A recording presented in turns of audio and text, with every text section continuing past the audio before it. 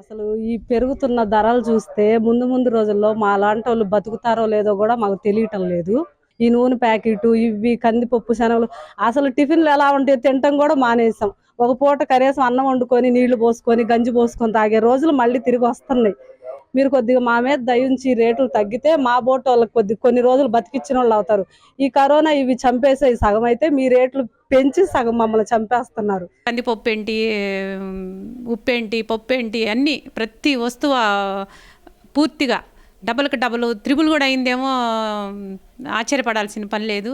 ఈ సంవత్సరంలో 3 అంతులు ఆదాయాలు అయితే పెరగవు, 3 అంతులు వస్తువులు రేట్లు అయితే పెరిగినాయి పూర్తిగా.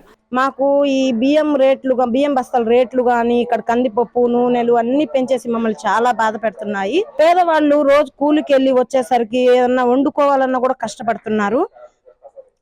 ఏదన్నా పప్పు చేసుకోవాలన్నా కందిపప్పు కొనుక్కోవాలన్నా కూడా భయపడుతున్నారు. ఏదన్నా పచ్చడి చేసుకొని టమోటాలు తీసుకోవాలన్నా భయపడుతున్నారు. కానీ ఆ రేట్లు చూసి భయపడుతున్నాము.